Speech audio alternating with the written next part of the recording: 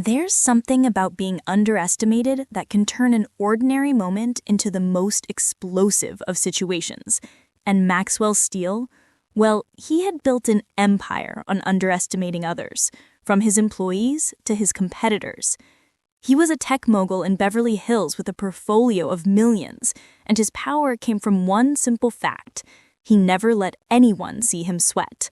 Not a single person in his life had ever questioned his authority, until now. Isabella Quinn didn't belong in Maxwell Steel's world. She was a maid, a quiet, unassuming woman who swept the floors, made the beds, and kept to herself. Maxwell never gave her a second thought, barely noticing when she'd passed through the grand hallways of his mansion with a cleaning rag in hand. She was just another face in the crowd, another cog in the machine that kept his life running smoothly. But that all changed the day she received a package that, unknown to Maxwell, would change everything. As the sun rose over the California skyline, Maxwell sat at his desk, reviewing emails and sipping his coffee, thinking about the next big move.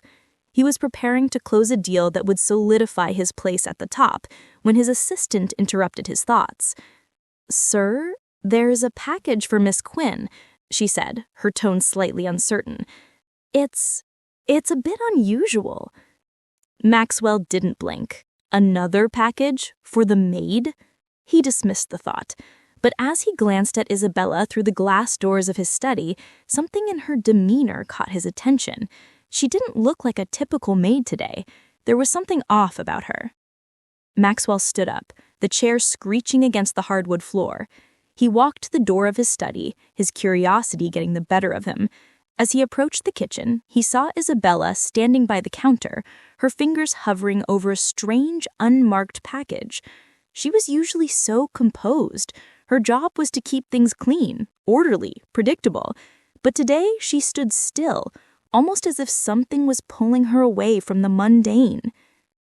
"Isabella," Maxwell called out, "what's this?" She flinched at the sound of his voice, then quickly regained her composure. "It's a package, sir. I wasn't expecting it." Maxwell raised an eyebrow. "A package? For you? From who?" Isabella paused. Her eyes flickered to the package, then to Maxwell. For a brief moment, she looked almost unsure. Maxwell, never one to show vulnerability, couldn't quite shake the feeling that there was more to this than he realized. "I'm not sure," Isabella answered softly, but there was something in her voice, a hesitation, that Maxwell had never heard before. The package wasn't anything fancy, plain brown wrapping with a foreign stamp in the corner. Maxwell glanced at the stamp. It was a language he didn't recognize. Mandarin? It was a bit strange, wasn't it? What was a maid receiving mail from overseas? His eyes narrowed as he took the package from the counter. "Open it. Let's see what's inside." Isabella's hands were steady as she sliced through the tape, but there was still a tension in the air. The more Maxwell stared at her, the more suspicious he became. Why was she acting so strange about this? She wasn't usually the type to get rattled. As she unfolded the wrapping, inside was an envelope, sealed with red wax.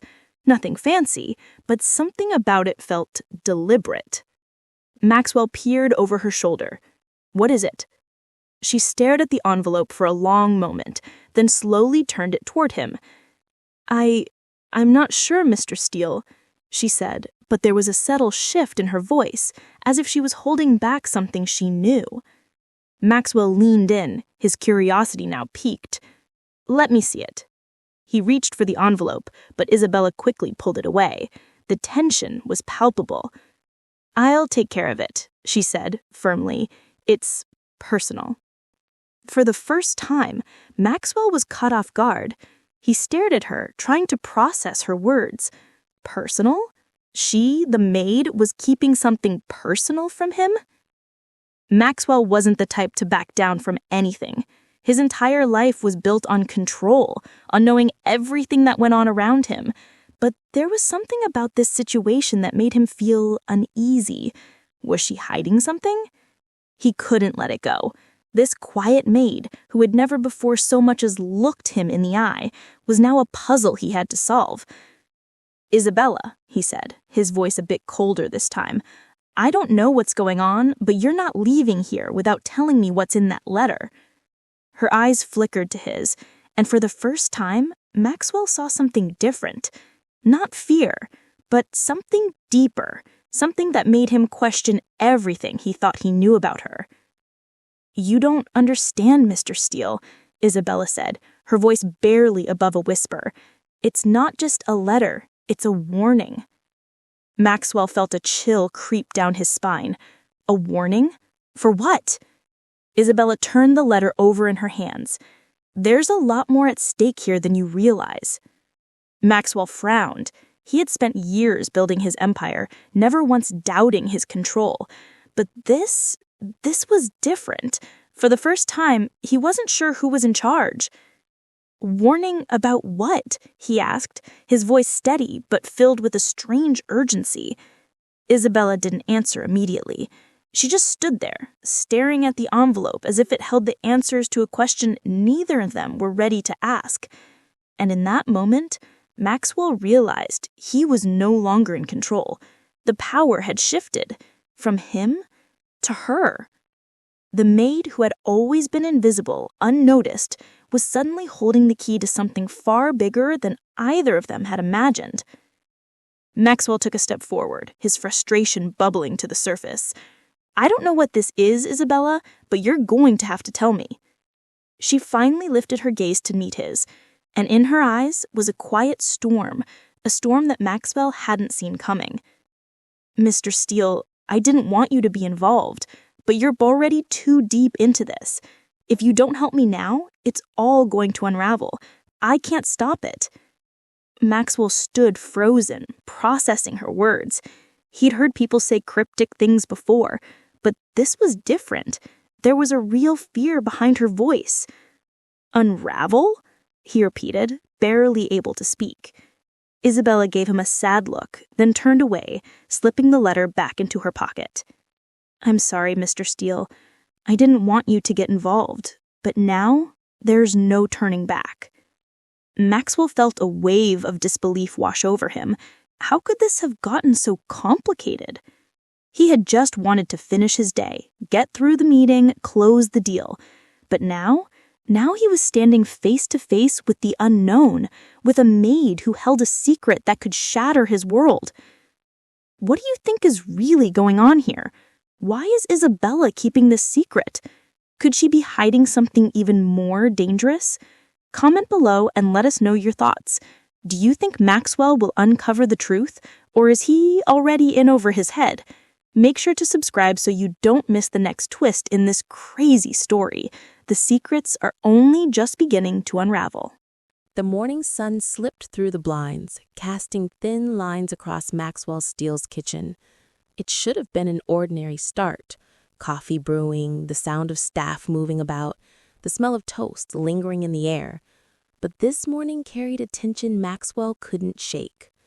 Isabella Quinn, the maid who had always been invisible in his world, stood stiffly by the counter, her hand pressed against her pocket as though she were guarding something far more valuable than the paycheck she collected every 2 weeks. Maxwell's eyes narrowed. He was used to people obeying without hesitation, but here she was, guarding an envelope like it was life or death. That single act was enough to rattle him. Miss Quinn, he said firmly, you don't get to decide what's important under my roof. Show me the letter.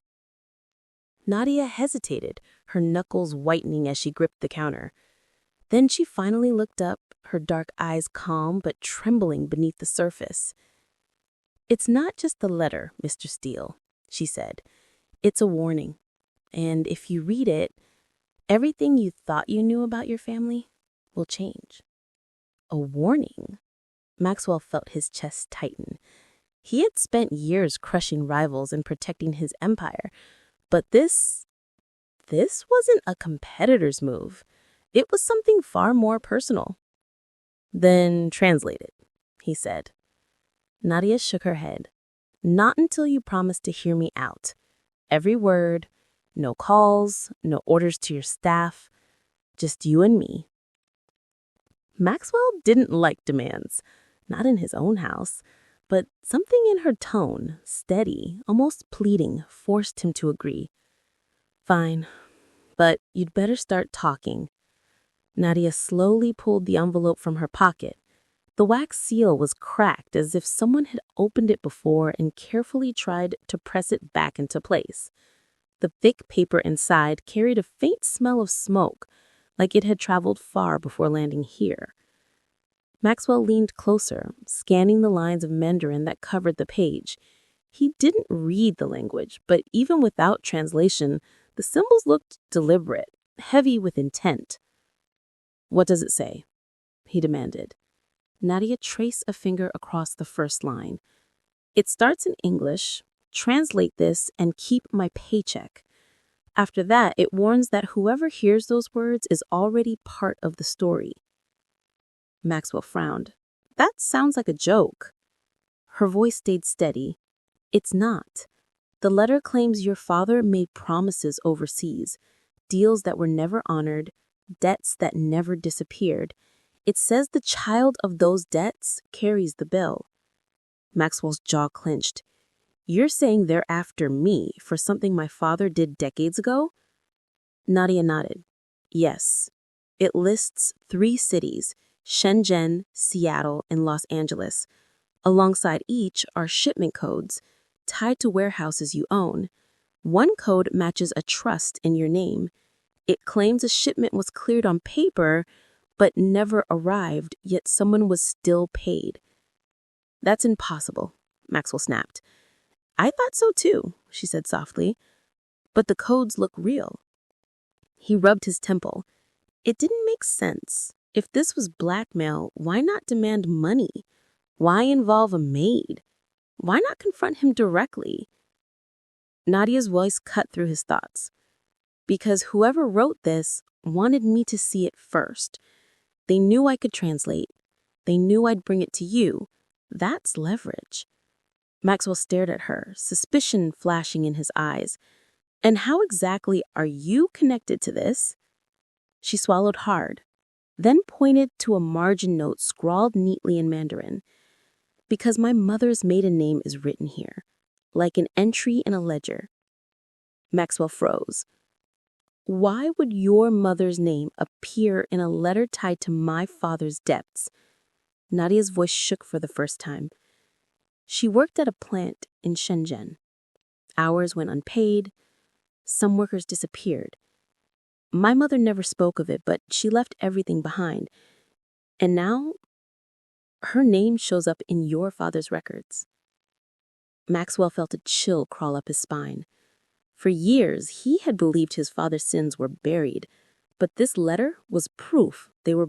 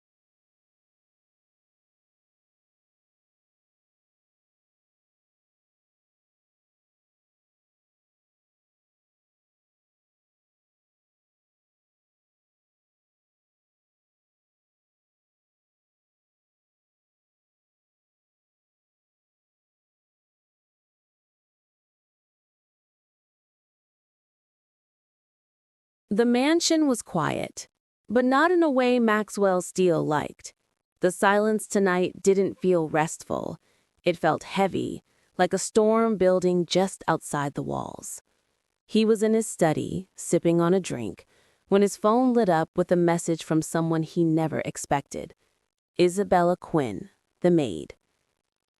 "Mr. Steele, I need to talk to you. It's urgent." He stared at the text, his jaw tightening. Urgent? Maids didn't send urgent messages. Maids didn't make demands. Yet the longer he looked at her words, the more unsettled he felt. Minutes later, there was a knock at the door. Maxwell opened it to find Isabella standing there.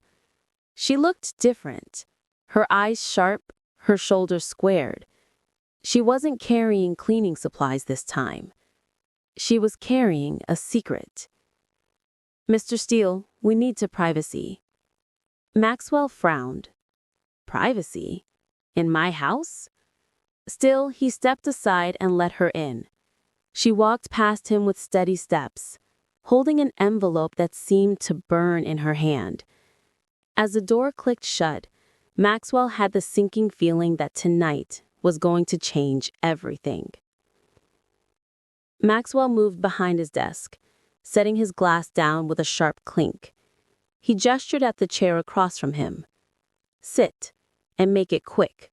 What's this about?" Isabella sat, her hands folded over the envelope. For a long moment, she didn't speak. She just stared at the polished wood of his desk as though she was gathering courage. Finally, she pushed the envelope toward him. "It's not just a letter, Mr. Steele. It's a piece of your past, and it's dangerous." He picked it up. His name wasn't written on it. Hers was. That unsettled him more than he cared to admit. He broke the seal and pulled out the paper. The first line was in English. "Translate this and keep my paycheck." The rest was in Mandarin. Symbols Maxwell couldn't understand, but Isabella clearly could. "What does it say?" he demanded. Isabella leaned forward, her voice soft but steady. "It says your family is being watched. It says debts were left unpaid, and it says the time for silence is over." Maxwell laughed under his breath, though it sounded forced. "You expect me to believe some cryptic note? My family is wealthy, powerful. No one—" "Don't dismiss this," Isabella interrupted. "There are 3 names in this letter: Shenzhen, Seattle, Los Angeles, all tied to shipments under your company, shipments marked as cleared but never delivered." Maxwell's fingers tightened on the page. He'd seen the word Shenzhen before in old contracts his father had buried, but Seattle? Los Angeles? That hit too close to home.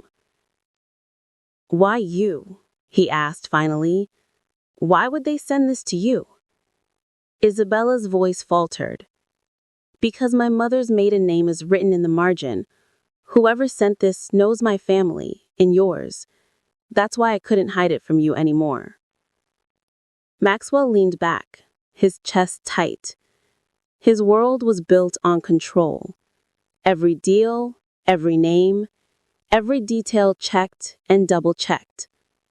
Yet here was Isabella, the maid he barely noticed, telling him his empire might be tangled in debts he didn't even know existed. "You understand what this means?" Isabella whispered. "If this gets out, your reputation could crumble overnight." Maxwell slammed his fist lightly on the desk. "I don't crumble. I built this empire stronger than that." But even as he said it, doubt clawed at him. If shipments were falsified, if records were tied to his father's legacy, then someone could destroy him without lifting a finger. Isabella studied his face. "So what do you do now? Pretend you didn't see it, or face it before it destroys you?" Her words hit harder than he expected. And this is where I want to pause and bring you in. If you were Maxwell, Would you confront the truth or bury it? Do you think Isabella is protecting him or protecting herself?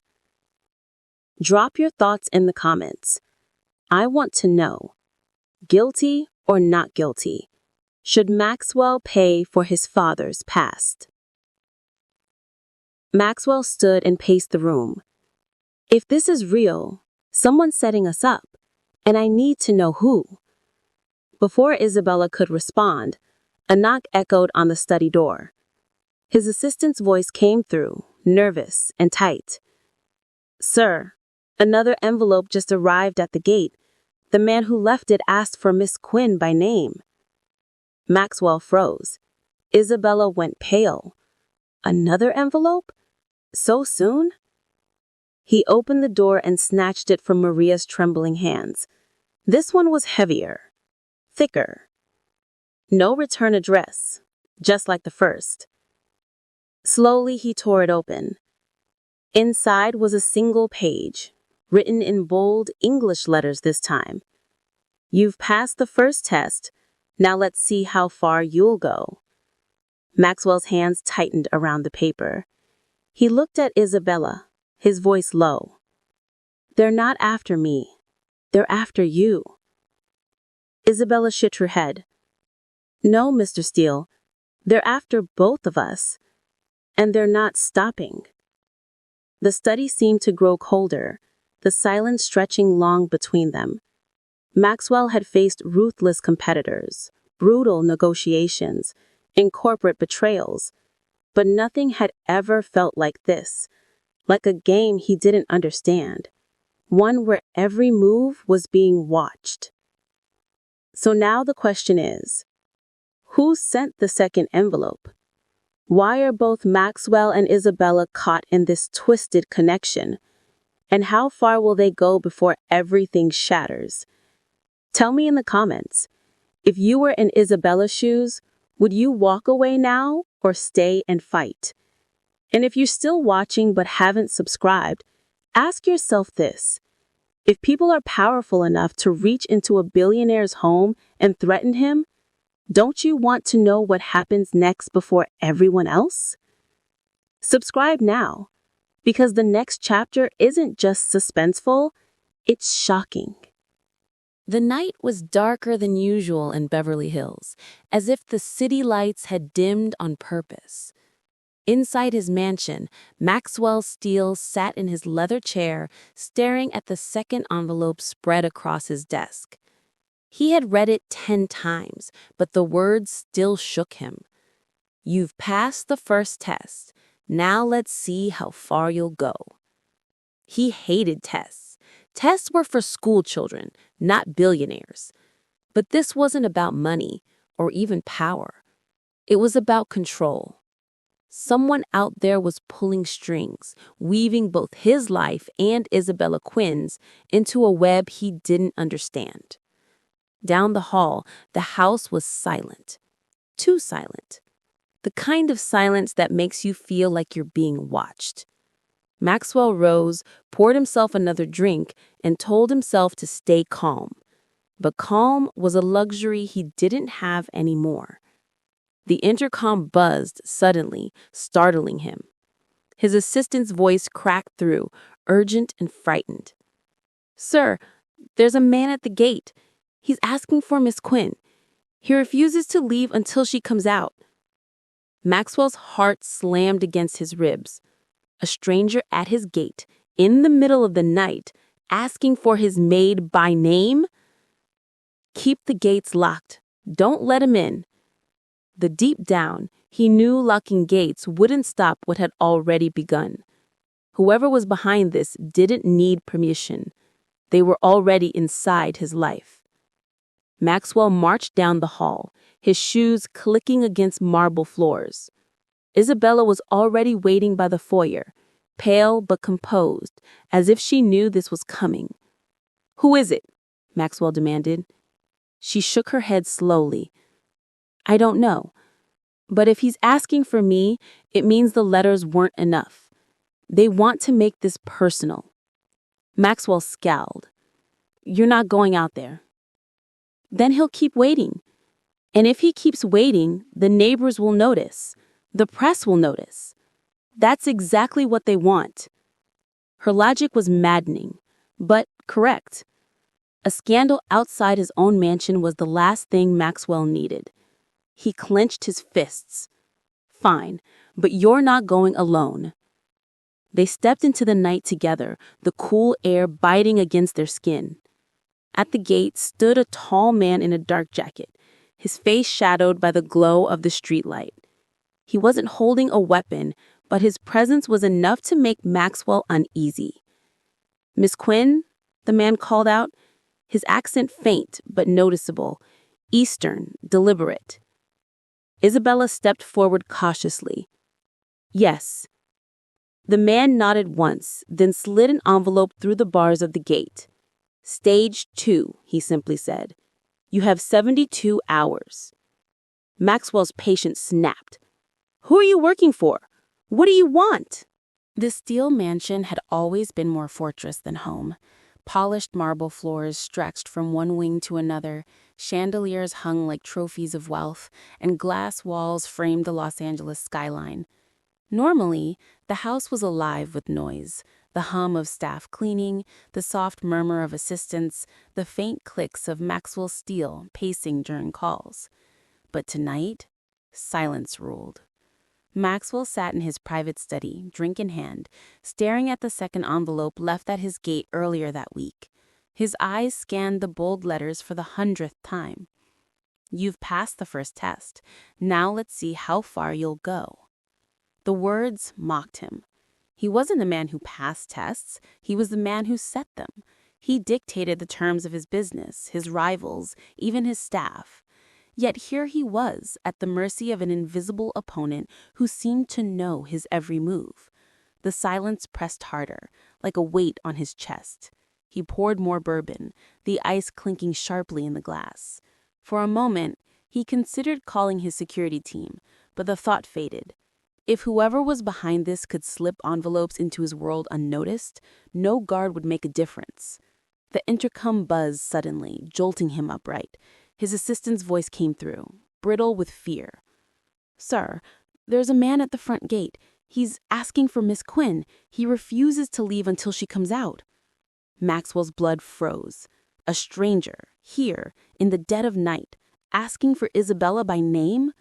He slammed the button. "Keep the gate locked. Do not let him inside." "Yes, sir," the assistant whispered. But Maxwell knew gates and locks meant nothing now. The enemy wasn't trying to break in. They already had. Maxwell stormed down the hallway, his polished shoes echoing against the stone floor. The air felt colder, as if the mansion itself understood the threat outside. At the end of the corridor, Isabella Quinn stood near the front doors, her frame still but tense. She wasn't surprised. If anything, she looked like she had been waiting. "You knew," Maxwell hissed. She turned to face him. Her voice was steady, almost too calm.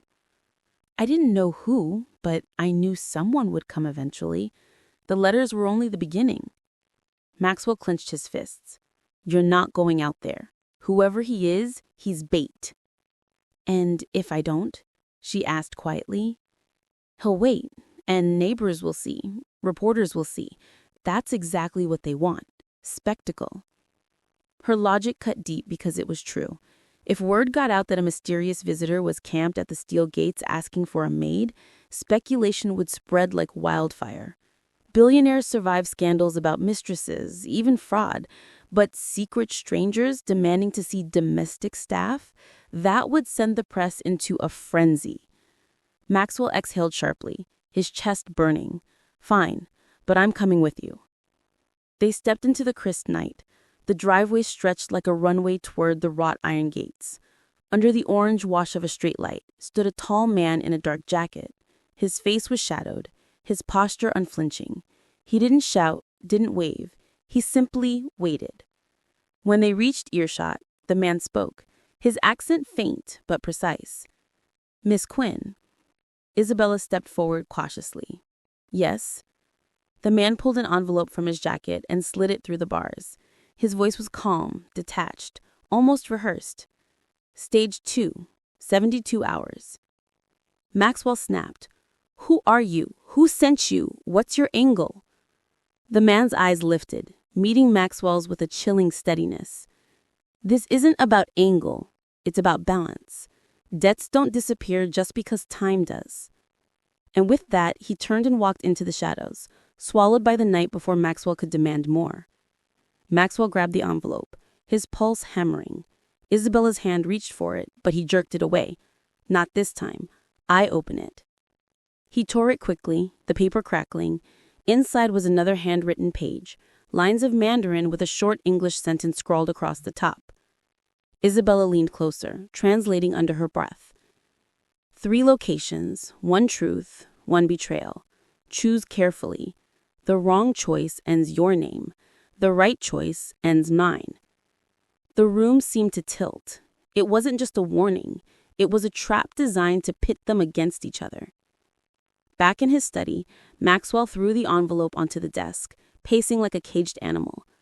"They're trying to divide us, trying to force me to choose between protecting my legacy or protecting you." Isabella stayed quiet, watching him with an unsettling steadiness. Finally, she said, "Or maybe they want to see if you'll sacrifice me to save yourself." He spun toward her, anger flaring. "And what if I did? You've been in this house for weeks. I've built my empire for decades. Why should I risk everything for you?"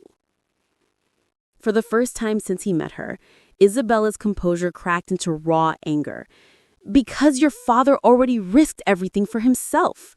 He left destruction behind, and now we're both paying. If you keep pretending it's only about you, you'll lose anyway." Her words hit like knives. Maxwell prided himself on being different from his father. Smarter, cleaner. But the fear gnawing at him whispered otherwise. What if he had inherited not just fortune, but rot?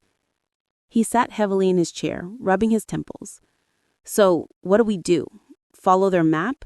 Pick a location at random and pray it's not a setup?" Isabella leaned forward.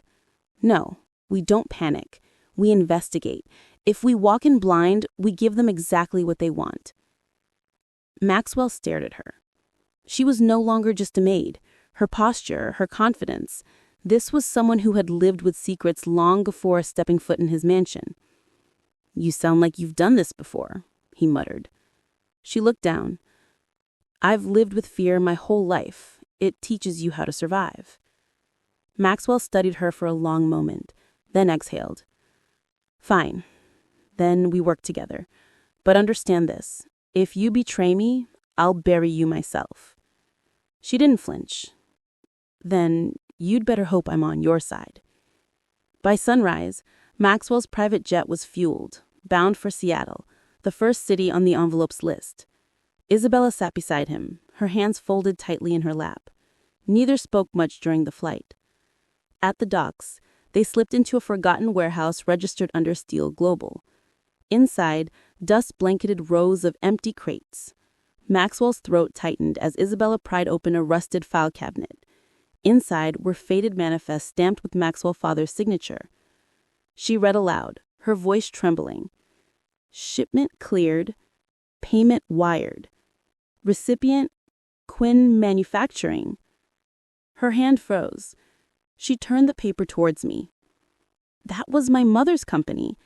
She ran a small factory in Shenzhen." Maxwell's stomach dropped.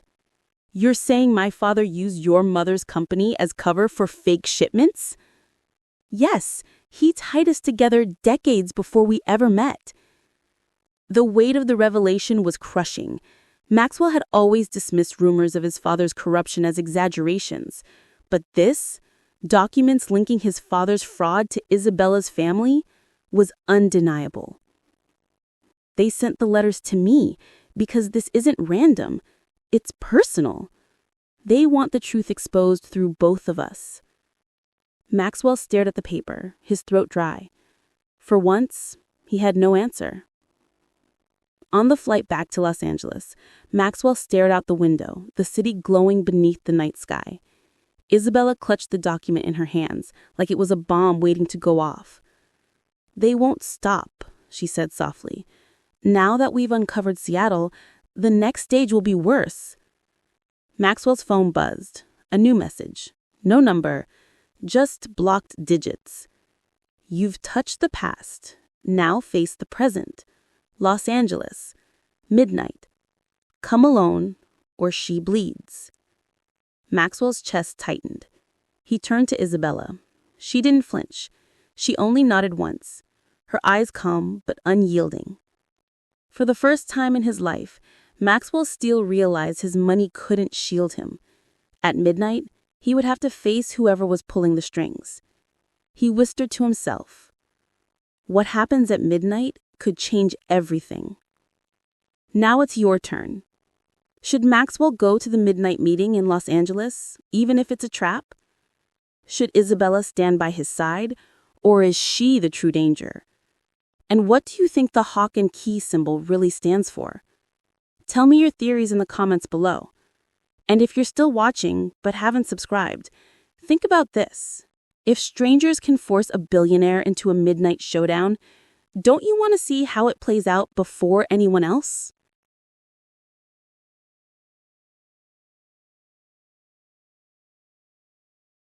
Noon heat shimmered off North Broadway as food carts hissed and steam drifted over red lanterns. Maxwell Steel eased his car to the curb by the pagoda roof of the Central Plaza, eyes on the clock, pulse thudding in his throat. The text was simple and cold. Chinatown, noon, bringer. In the passenger seat, the maid he could no longer call invisible pulled up her hood and watched the crowd through the glass. She had told him to call her Iris Quinn, and Maxwell had noticed the way the name steadied her, like a shield. The last 48 hours had turned them into uneasy partners, bound by old ledgers and newer threats. Vendors shouted over the clatter of walks, kids chased pigeons. Somewhere a two-string fiddle cried a thin, bending note. It should have felt ordinary. It didn't. The plaza seemed staged, too bright, too welcoming, like a set built just for them. Maxwell locked the car and handed Iris a burner phone. "If we get split up, press 2. Don't talk, let it ring once. I'll find you." "You think we'll get split up?" she said. Not a question. He scanned the storefronts, herbal shops, a bakery window stacked with golden buns, a shuttered import office with faded crepe posters in the glass. They planned every beat so far. We plan ours. A familiar sigil caught Iris's eye. A small hawk clutching a key, inked in black on a taped flyer beside a jade shop. She touched Maxwell's sleeve. There. His mouth went dry. The mark again. The same symbol stamped beneath the threads, the same bird he now saw in his sleep. Someone wanted them walking toward it. He nodded once, and together they stepped under the shadow of the lanterns, into the heat, into the test. They moved past a grocery with green crates of bok choy stacked like little forests, past a gift shop with dragons coiled in the window. Iris walked half a step ahead, shoulders square. Maxwell followed with the loose posture of a man trying not to look like prey. He was used to boardrooms, not alleys that twisted like questions no one wanted to answer. The first message arrived as they crossed the stone lions. A courier on a scooter rolled up, helmet mirrored, jacket unbranded. No hello, no eye contact. He slid a takeout bag into Iris's hands and sped off into traffic. Maxwell's jaw locked. "Don't open it here." Agreed. She tucked the bag under her arm, and they kept moving, cutting left toward Chung King Road, narrower and quieter, where the echo of their steps bounced between brick and painted doors. A child's red ball rolled out, tapped Maxwell's shoe, and skittered away. He felt the hairs on his neck rise. Pattern interrupt. Someone wanted him unsettled, wanted a rhythm broken. They ducked into a tea house with bamboo chairs and a menu chalked in looping strokes. The server set down a pot and walked away without a word. The bag sat between them like a live thing. Iris untied the knot and pulled out a white pastry box, then a folded square of paper taped to the underside. She didn't touch the pastries. She unfolded the note and slid it so Maxwell could see. "You are seen. Table 8. Leave the box. Walk south. Do not run." Maxwell glanced at table 8. Empty. A camera dome winked above the doorway. The tea tasted like hay and smoke. He left 100 on the saucer and stood. "We're being herded," he said. "We can still collect our own clues," Iris answered, tapping the burner in her pocket. "Eyes open. Don't repeat their steps. Mirror them." Outside, a wind caught paper lanterns and flicked them like fish on a line. A tourist group drifted past, umbrellas like little suns. At the corner, a man in a long coat lifted a newspaper and lowered it again. Another mark. A hawk with key was stamped in the corner of the newsprint. He didn't signal. He just turned and walked, and they followed, but not too close. Through an archway, into a courtyard where koi dimpled a shallow pond, the man paused by a fortune-telling booth and set the paper on the counter. He left without looking back. Inside the paper, Iris found a thin phone and a single line handwritten in block letters. "When it rings, answer with, 'Ready to translate.'" Maxwell's laugh had no humor. "They really like theater." "Or ritual," Iris said. "Ritual makes people obey." He pocketed the thin phone. A line dance drum thumped from somewhere unseen. 3 fast beats, then silence. The thin phone vibrated. Iris held his gaze. "You start." Maxwell answered, "Ready to translate." The voice that came through was disguised. Pitched lower, filtered, the syllables careful but not robotic. 2 truths, 1 choice. Truth 1. A payment left the Steel family accounts 3 decades ago and never reached workers who earned it. Truth 2. A second payment left last year under your name to a shell that used Quinn papers. Both facts destroy a legacy. Which truth do you publish? Maxwell's pulse pounded in his ears. "Who are you?" "Choose," the voice said. "Neither," Maxwell snapped. "We publish the one thing you're hiding." Static, then a soft chuckle. "Good. Pride makes kings. Pride unmakes them too." "Southgate, 3 minutes." The line died. Maxwell handed the phone to Iris. They wanted a reflex answer. "We didn't give one." "Which means they'll raise the price," she said. They moved again. Past a bakery window dusted in sugar, past a dim shop where porcelain lions guarded shelves of blue-white bowls. At the south gate, the coat man waited with another bag. Plain, thin rope handles, light as paper. He pressed it into Iris's hands and left without a look. Inside lay a USB drive and a printed map with 3 red X's. Warehouse near the river, sub-basement beneath an herbal shop, private storage above a closed dim sum hall. On the back, a single warning. Only 1 door opens, the others close forever. 3 doors, Maxwell said. 1 prize, 2 traps. Or 3 traps and a story they want us to tell, Iris answered. We don't pick a door until we know who holds the key. Across the plaza, a street busker plucked a tune that sounded like a question mark. Maxwell glanced up. Another little hawk key was stenciled under a balcony rail. He nodded toward it. Signal. Or signature. People who want credit sign their work. You think they want credit? I think they want a confession. Ours or yours? Maxwell felt the ghost of his father's voice. Admit nothing. Settle nothing. Own the room. He swallowed hard. For the first time, owning the room felt like a lie. Heat stories, family. Pause a second. If you were in Maxwell's shoes and a voice forced you to publish one truth, which would you pick? The old debt that stains his father or the fresh transfer that stains his own name? And if you were Iris, would you trust the 3 doors map or assume the map is the trap and hunt for a 4th door no one marked? Tell me in the comments, protect the past or protect the present? Which is the lesser betrayal? And would you follow the map or fight it? They circled the blocks once, twice, letting the rhythm of the streets soak in. By the 3rd pass, Maxwell noticed what didn't belong. A black van idling with no plates, a woman with sunglasses who never looked at her phone, only at reflections, a second courier who pretended to tie his shoe whenever they neared a corner. This plaza is a stage, he said. It's also a mirror, Iris replied. They're watching how we move together. If we split, they learn something. If we cling, they learn something else. He hated the feeling, under glass, under judgment. He had put others there for years. He had not expected to stand there himself. They tackled the first X on the map, the river warehouse. The address led them to a roll-up door tagged with art and time. Maxwell palmed the lock. It clicked with the code he'd seen on ancient steel manifests. Inside, dust, nailheads glinting in shafted light, and the single crate stamped QMG, Quinn Manufacturing. He felt the floor tilt. Iris set her palm on the lid. If this is empty, it's the proof they want the world to see. Open it, Maxwell said. She slid the crowbar under the lip and leaned. The lid gave with a dry bark.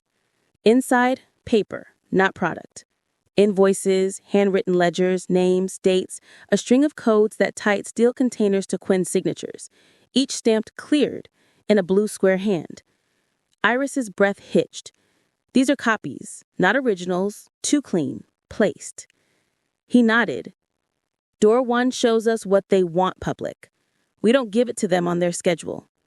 They resealed the crate and walked away, leaving the dust to settle around a history that wanted to scream. The second X sat under a green sign with gold script, an herbal shop that breathed out bitter scents of roots and resin. The owner barely lifted her eyes when they entered. Iris asked for a rare tincture no one stocked. The woman shook her head, then flicked her glance toward the back as if swatting a fly. Behind the bead curtain, a stairwell fell into cement cool. Maxwell tested the first step. It held. Iris and Maxwell took the stairs together, counting them down, ears open for a hollow scrape or the hiss of a lens. At the bottom, a metal door with no handle. Only a box with a thin slit and the hot key etched above it. Keyhole, Iris said, showing the USB. Literal and figurative. Or bait for a lock that burns the hand that feeds it, Maxwell muttered. We waited. A drip in the pipes, a hum behind the wall. Iris slit the USB halfway, paused, then withdrew it. She shook her head. Not this one. Door 2 wants to eat. Above them, the shop's bell dinged. Customers or watchers, hard to tell. The Steel mansion had never felt this heavy.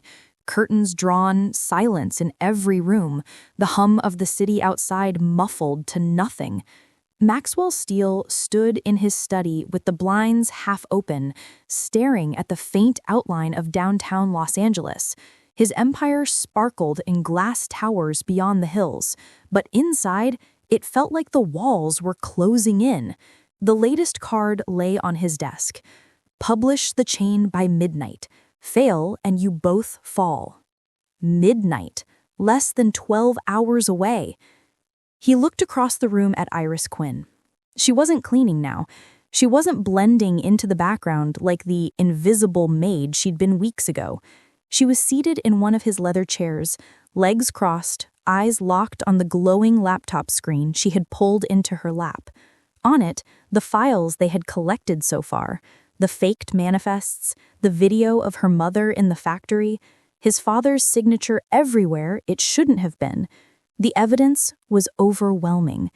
If leaked, it would wreck Steel Global, but it would also burn Iris's family name into scandal. Both of them caught, both of them broken.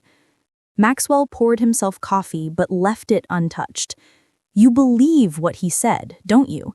That he's some kind of child of these debts, that he carries them like religion. Iris closed the laptop slowly.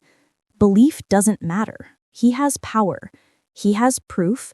And he has us on his schedule. Maxwell leaned against the desk, his jaw tight. And you're fine with that? Letting some shadow dictate our moves? Her eyes rose to meet his, calm, steady, but fierce. No. But ignoring him isn't an option. The only way forward is through. Maxwell hated her logic because it was right. Ignoring enemies worked in the boardroom where silence killed rumors. But this wasn't rumor. It was record. He rubbed his temples. Outside, the afternoon sun painted the sky in gold, but inside, time ticked louder with each second. The trap had already closed. Now they had to decide whether to gnaw off a limb or fight the hunter himself. At 4 o'clock, the first email arrived. It wasn't sent to Maxwell. It wasn't sent to Iris. It was sent to the Los Angeles Times. The subject line read, Confidential Evidence, Steel Global Fraud. The body was short, almost mocking. Tick-tock. 1 hour left to stop me. Attached were 3 images, one of the Seattle crate with Quinn Manufacturing stamped across it, one of Iris's mother in the factory, one of Maxwell's father shaking hands with the plant supervisor. Proof. The only thing missing was their names, but the files were authentic enough to detonate reputations. Maxwell slammed a laptop shut. It's begun. Iris stayed composed, though her hands tightened on the armrest. He's bluffing. That was a teaser, not the full drop. He wants us to panic. And if it's not a bluff, if tomorrow morning's front page runs my father's fraud and your mother's name, do you think anyone will believe we weren't part of it? Iris didn't answer. The silence spoke louder than words. At 5 o'clock, the thin phone buzzed. The voice again, calm and cruel. You saw the preview. Publish the chain tonight, and you control the story. Wait, and I control it. Your choice. South Warehouse, sunset. Final instructions. The line went dead. Maxwell hurled the phone across the room. He's treating this like theater, scripts, stages, deadlines. Iris stood, her voice firm. Then we rewrite the script. He stared at her, frustrated by her steadiness.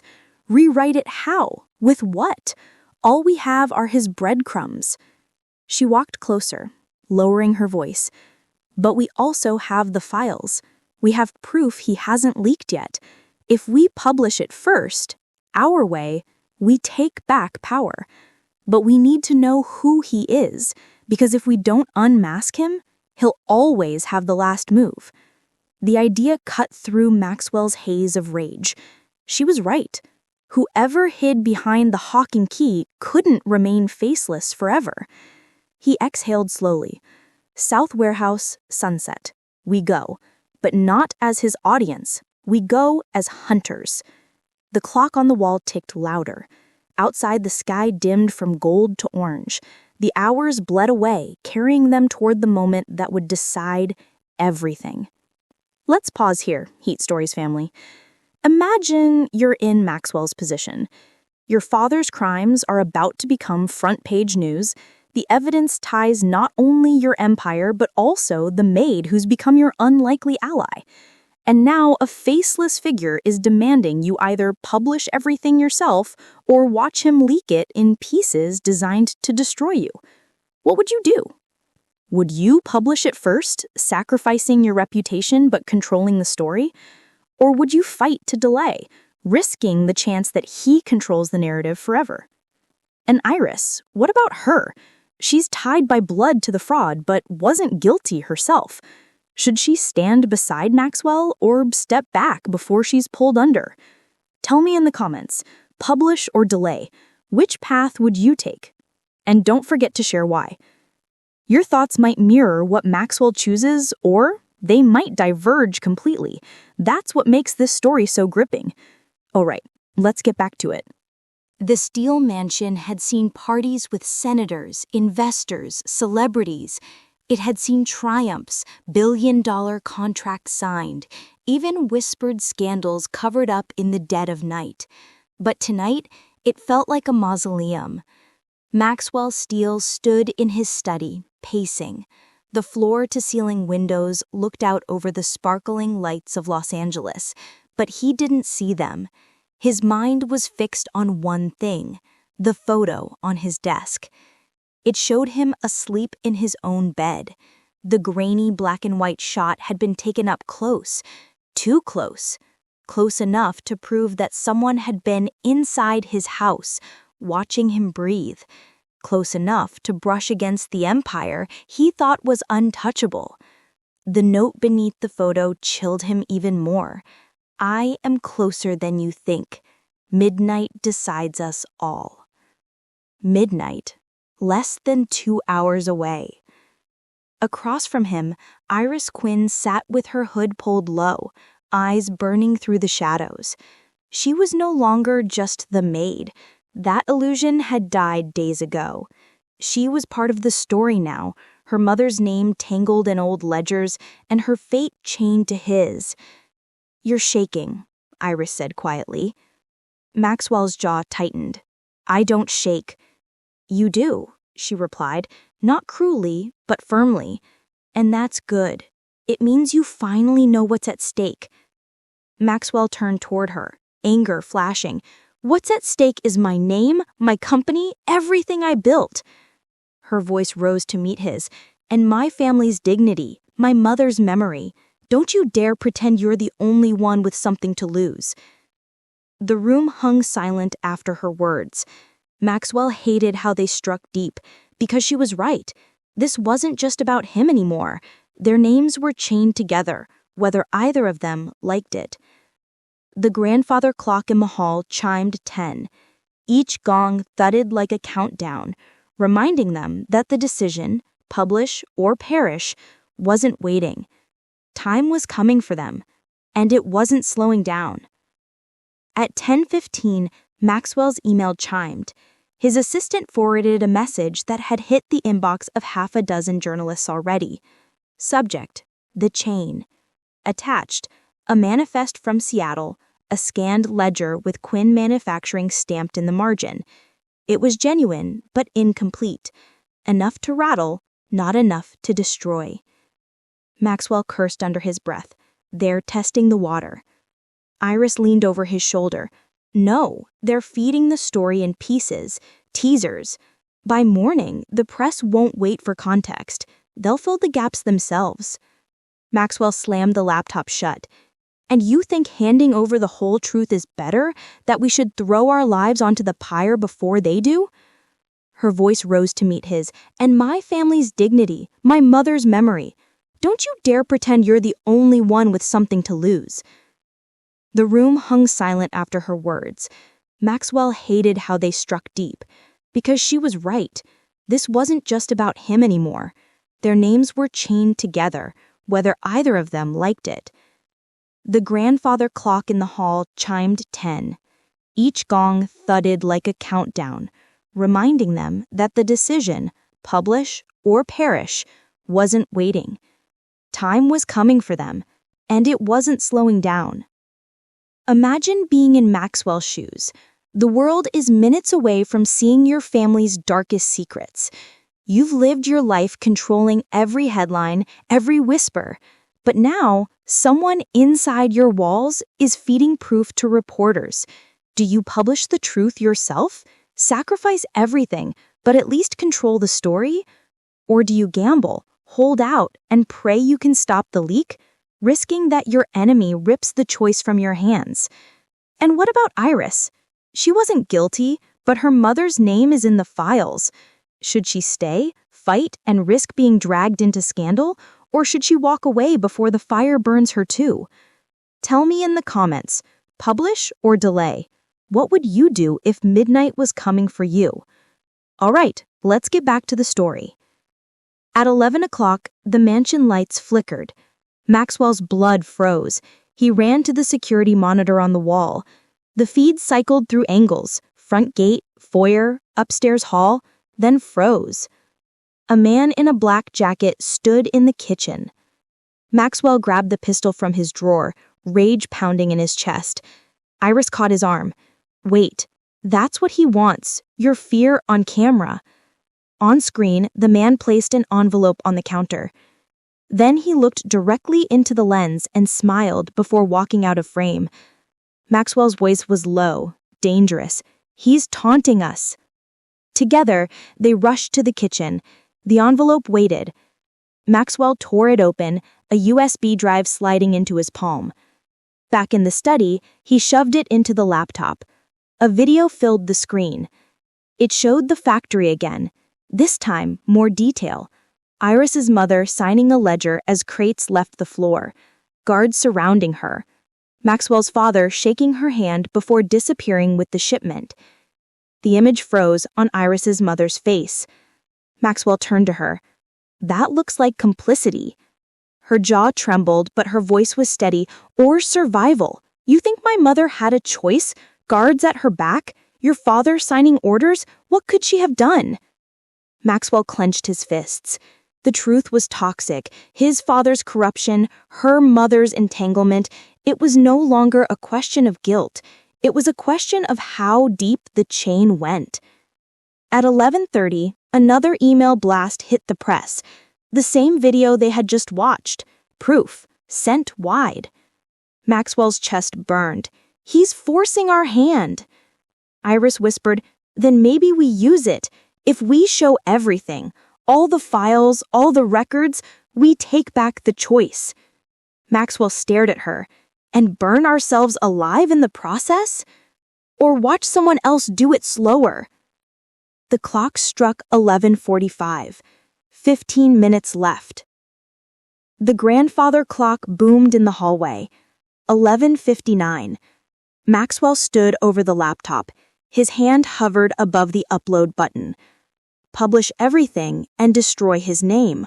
Or delay and let the faceless enemy finish the job. Iris's hand touched his arm. Maxwell, decide. If you freeze, he wins. The second hand ticked louder. Midnight. Maxwell pressed down, and the power died. Darkness swallowed the mansion. The laptop went black. The study fell silent except for Maxwell's ragged breath. Then, from somewhere deep inside the house, a voice echoed, not from the thin phone, not from the laptop, but from the walls themselves. You waited too long. Now it's mine. Heat Stories family, what just happened? Who cut the power? Was it the faceless enemy or someone else hiding in the house? And what happens to Maxwell's choice now that the upload is gone? And what would you do if midnight struck and the decision was ripped away from you? Drop your theories in the comments. I'm reading them all. And if you're still watching without subscribing, think of it this way. If midnight can steal a billionaire's last chance, don't you want to see what happens next before anyone else? Subscribe now, because Chapter 9 is where the truth finally begins to break loose. The city lights outside Maxwell Steel's mansion flickered like stars against the velvet blackness of night. But inside, the air was thick with unease. Midnight loomed like a guillotine over his neck, and every tick of the grandfather clock in the corner seemed to echo louder with each passing second. Maxwell stood in front of his study's massive windows, his gaze fixed on the skyline of Los Angeles. The empire he built, the wealth he'd amassed, it was all hanging by a thread. And yet, for all the power and control he'd had over the years, tonight felt different. The voice on the other end of the phone had been clear. You waited too long.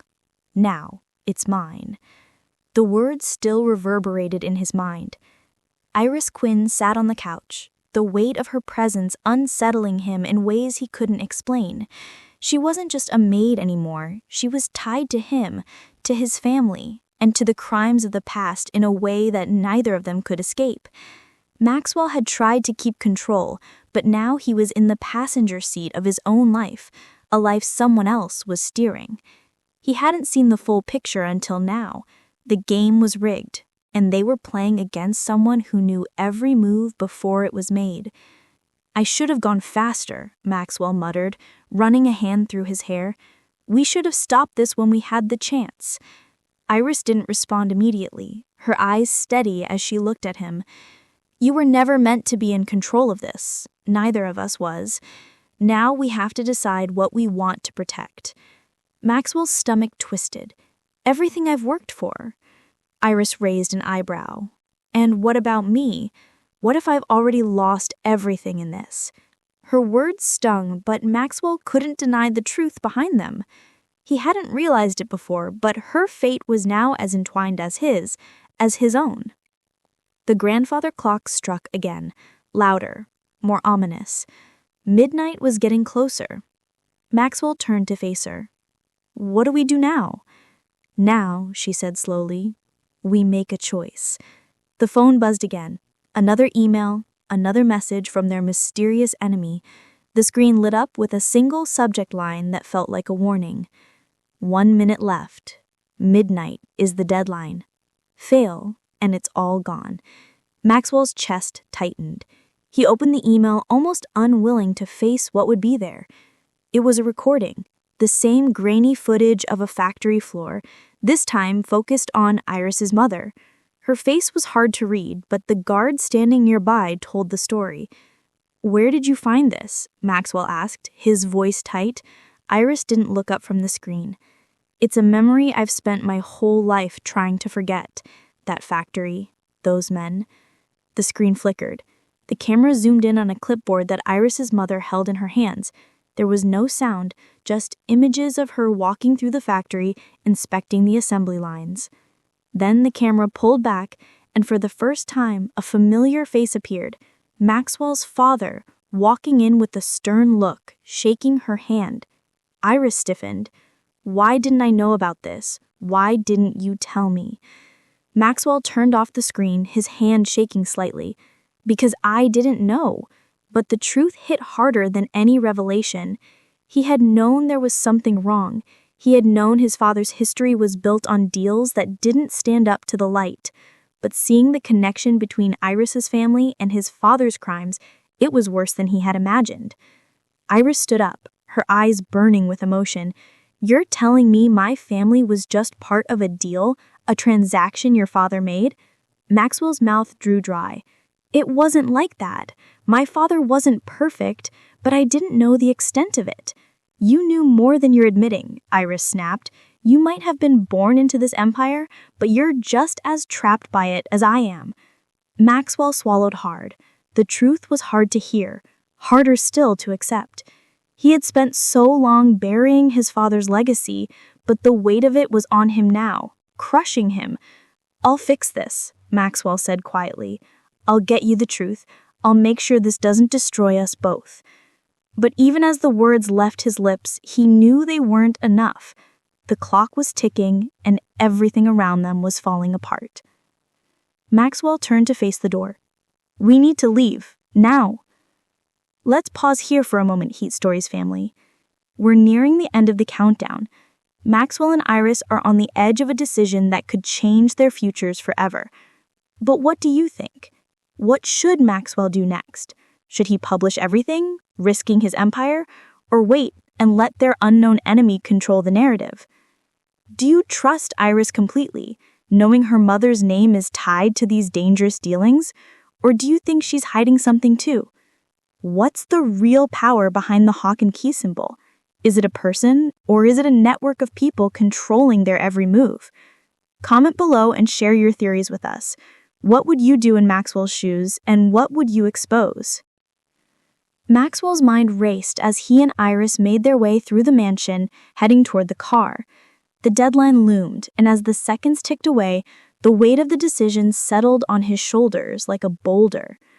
The air outside felt hot, stifling, as if the city itself was holding its breath. They sped toward Chinatown, each of them lost in their own thoughts. For Maxwell, every turn seemed like an obstacle, every passing car a reminder that he was no longer in control. The enemy had taken that from him. Iris's phone buzzed. She didn't check it, but Maxwell could see the tension in her jaw. "What is it?" he asked. "I'm not sure yet," she replied quietly. The phone buzzed again. She looked at the screen, then at Maxwell. "It's him, the man behind this." Maxwell gritted his teeth. "We don't have time for games." But Iris's expression softened. "It's not a game. It's a warning. He knows where we're going." Maxwell gripped the steering wheel. "Then we take the wheel. We change the game." They arrived at the entrance to Chinatown. The streetlights were low, casting shadows that felt like ghosts following them. The air was thick with the scent of fried food, incense, and uncertainty. At the far end of the street, Maxwell saw the dimly lit alley where the final confrontation would take place. The man in the black jacket stood waiting at the end of the alley, arms crossed, his expression unreadable. "We make this move, and it ends here," Maxwell said, his voice low and determined. "No more games, no more waiting." They walked toward the man, each step heavier than the last. The street seemed to narrow, the walls pressing in. At the end of the alley, the man stepped forward, his hands still empty. He didn't say a word, just motioned for them to follow. Maxwell and Iris didn't hesitate. They were both in this now, whether they liked it or not. The man led them to a small, private door at the back of a warehouse. Inside was a table. On it, another envelope. The man smiled. "You made it. Now let's see how much you've learned." Maxwell and Iris stood at the table, staring down at the envelope that lay between them. The sky above Los Angeles was cloaked in darkness, but the neon lights from the city below reflected off Maxwell Steel's polished marble floors, casting eerie shadows across the room. The clock on the wall ticked closer to midnight, but Maxwell hadn't moved from his position at the study's window. His eyes were fixed on the skyline, though his mind was miles away. The text from the mysterious figure still rang in his ears. "You waited too long. Now it's mine." The voice, distorted and calm, seemed to echo through the walls, mocking him. Maxwell had always prided himself on his control. His empire, his wealth, and even the people who worked for him, they all bent to his will. But now, for the first time in his life, it felt like someone else was pulling the strings. Someone who knew his every move before he made it. Iris sat across from him, her fingers tapping anxiously against the side of the armchair. The room was silent except for the sound of the ticking clock and their breathing. Neither of them had spoken since the last phone call, the one that had confirmed their worst fears. The man they had been chasing was no longer just a shadow. He had them cornered. "This is it, isn't it?" Iris finally spoke, her voice low but steady. Maxwell didn't answer immediately. He hadn't wanted to believe it, but now there was no denying it. They were out of options. The clock was ticking down, and at midnight, everything would change. "Do you think he'll actually let us go?" Iris asked, her eyes burning with a mix of fear and determination. Maxwell turned to look at her, the uncertainty in his gaze more apparent than he'd ever allowed anyone to see. "I don't know. But if he's been inside my house this entire time, I don't think we have the luxury of waiting any longer." Iris stood up, her posture straight, her voice growing stronger. "Then we end it on our terms." Maxwell couldn't help but admire her resilience. She had gone from being just a maid to being a key player in this game of shadows and deceit. And now it seemed they were both caught in the middle of something far bigger than either of them could have ever imagined. The clock struck 11:55. 5 minutes. The final 5 minutes before their world shifted once again. Maxwell's grip tightened around the edge of his desk as he faced the decision that lay ahead.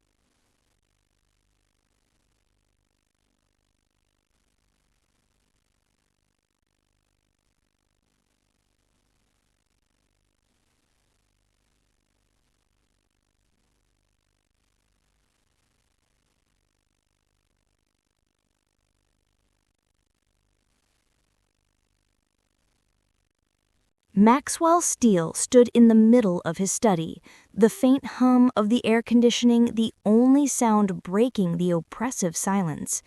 The mansion felt cold now, too cold for a place he'd once called his sanctuary.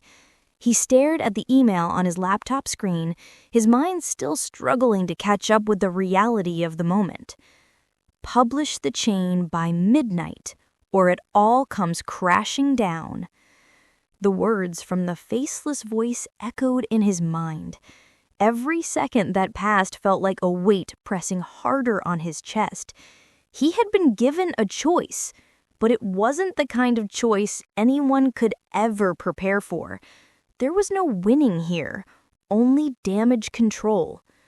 And yet there was something about this whole situation that gnawed at him. He was used to making deals, to controlling the flow of information. But now it felt like someone else was playing chess while he was stuck on checkers. The game had shifted, and he wasn't sure how to get back to the board. Behind him, the clock ticked away, each moment slipping through his fingers. But then his gaze flickered toward the door. Iris Quinn, the maid who had become more than just a silent worker in his home. She had become his partner, whether he liked it or not. The connection between their families ran deeper than he ever had realized. And yet he had to wonder, was she being manipulated by him, or was she just another pawn in this twisted game? Iris stood by the window now, arms crossed, staring out at the streetlights. The glow of the street lamps below was faint, almost ghostly, as if everything had turned gray in anticipation of what was about to unfold. Maxwell swallowed hard. "Do you think they'll stop at midnight?" Her voice was calm, but there was an edge to it. "They don't care about the clock. They care about us choosing. You think we'll still be standing after that?" Maxwell turned away from her and sat down in the chair by his desk, his fingers running through his hair. He had known it was coming, had known there was no escaping the past.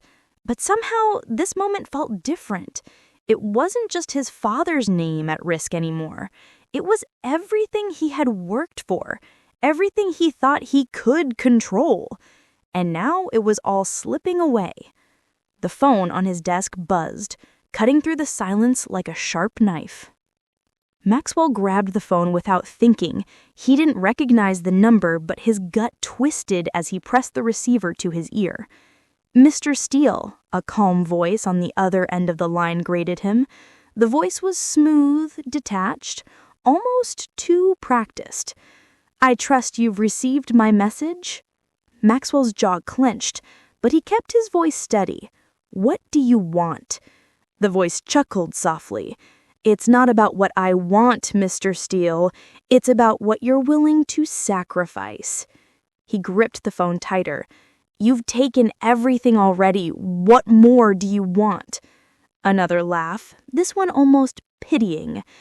"Not everything, but the truth is a powerful thing. The more you delay, the more it will burn you." Maxwell's pulse quickened. He wanted to yell, to demand answers. But he knew better than that. He had been here before, cornered in boardrooms, cornered in life. The question was never about what was taken. It was always about what was left. "I'm not giving you what you want," Maxwell said, forcing the words out through gritted teeth. "I won't let you control this." There was silence for a moment, and then the voice responded slower now, almost amused. "You don't have a choice, Mr. Steel. You never did. I'm just giving you the opportunity to play your part." Before Maxwell could respond, the line went dead. He slammed the phone down on the desk, his chest heaving. "Who are they?" he muttered under his breath. Iris walked over, her face pale but composed. "They've been inside, Maxwell, from the beginning. The question isn't who they are anymore. The question is how long you're willing to let them control us." Maxwell stood up suddenly, his chair scraping harshly against the floor. "This stops tonight. You can't stop it, but you can choose what happens next." The words hit him harder than he expected. Choose. The one thing he hadn't been able to do until now.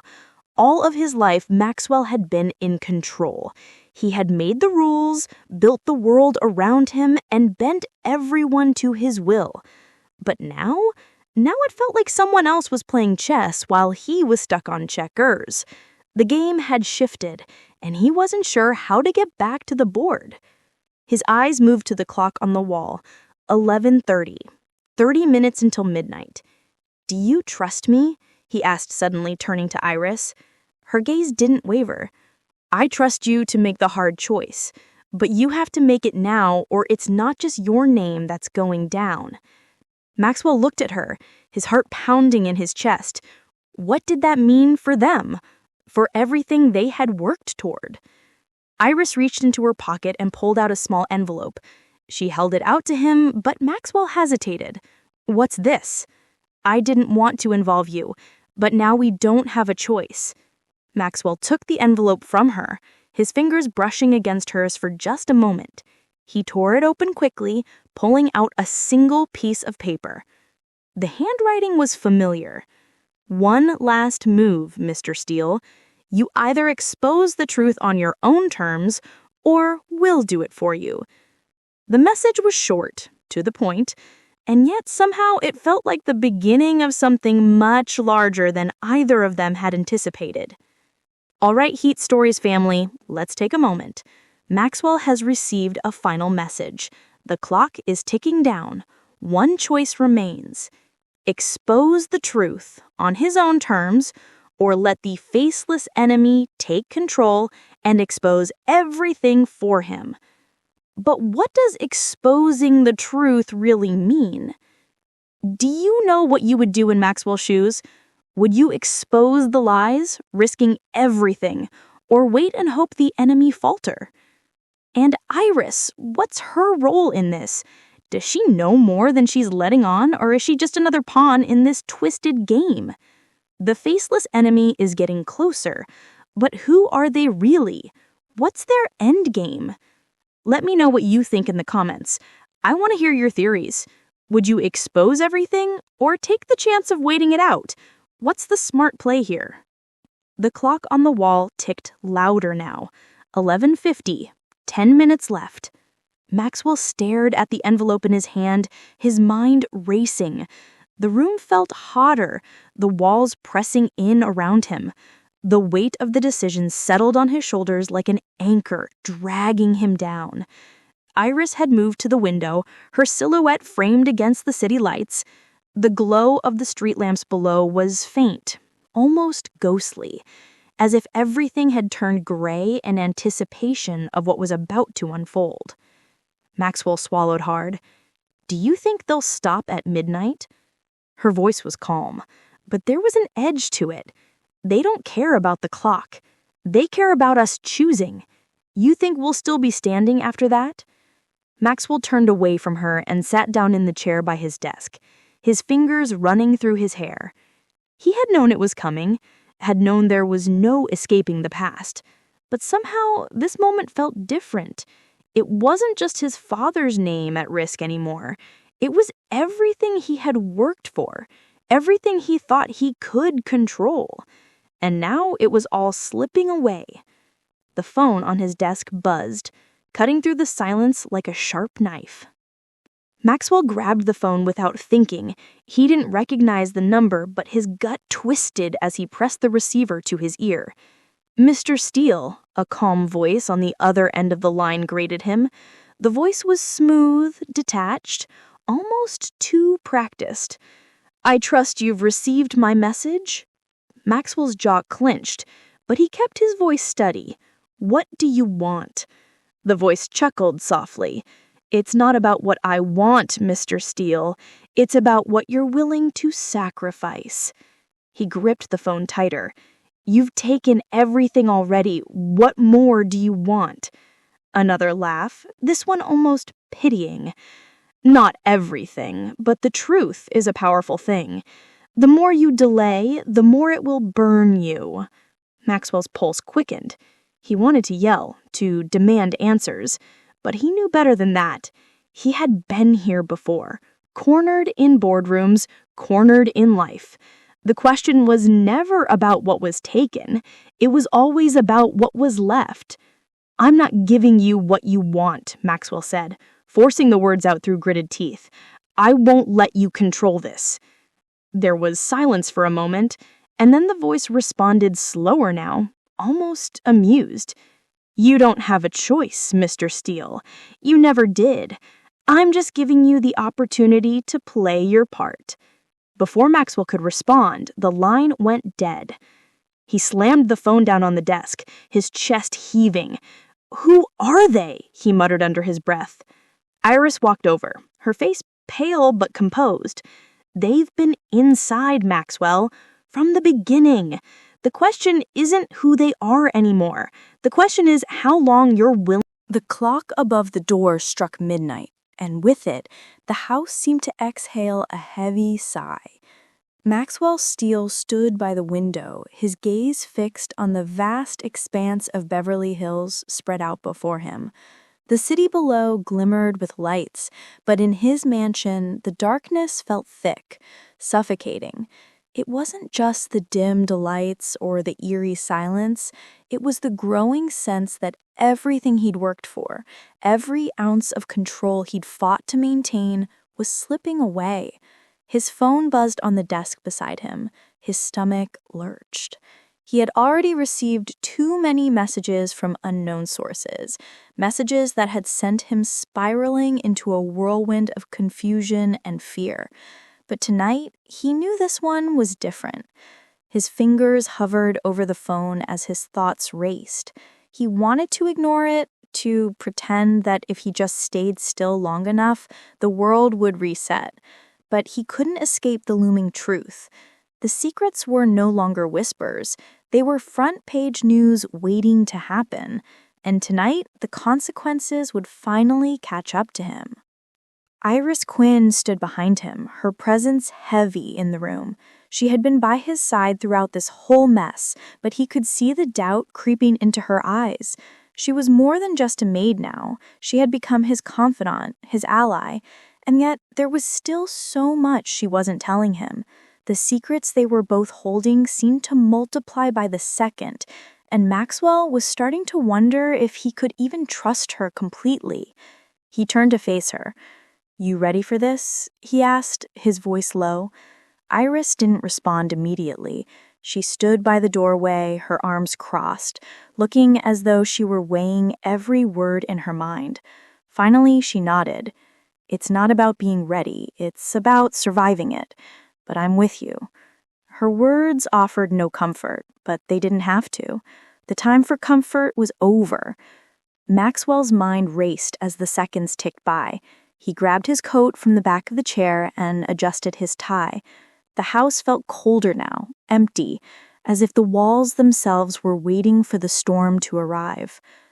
He checked his phone again. The message was still there, staring at him, mocking him.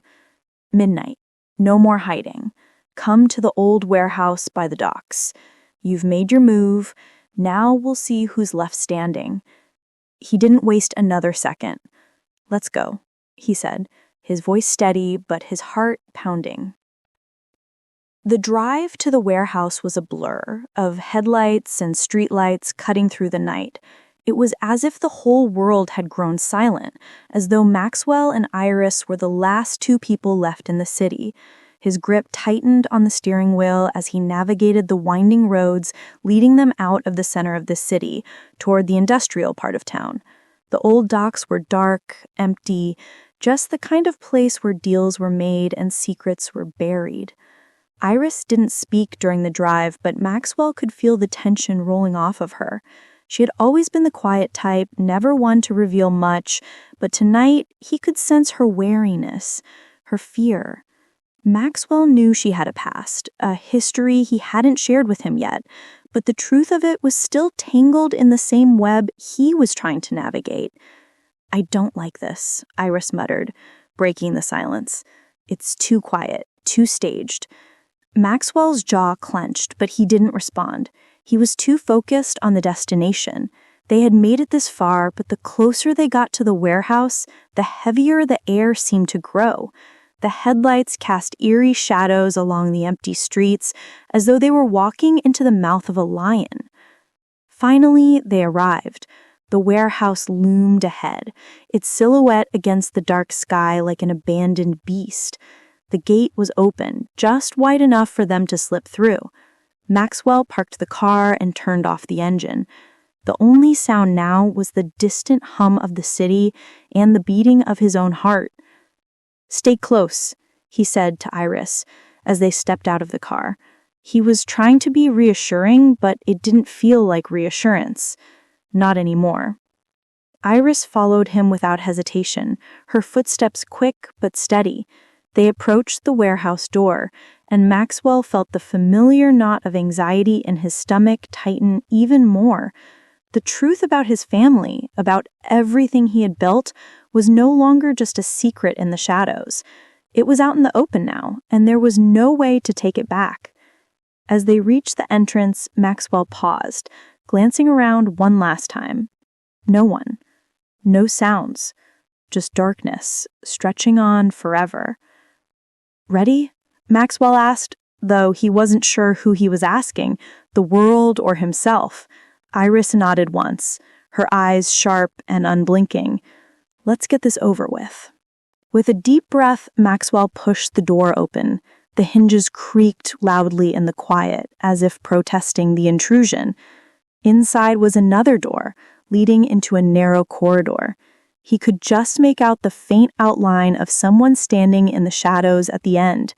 Before he could take another step, the voice he had been dreading echoed through the corridor. "Mr. Steel," the man said, his tone calm and controlled. "You finally decided to show up." Maxwell's heart skipped. He didn't know this man, but he knew that voice.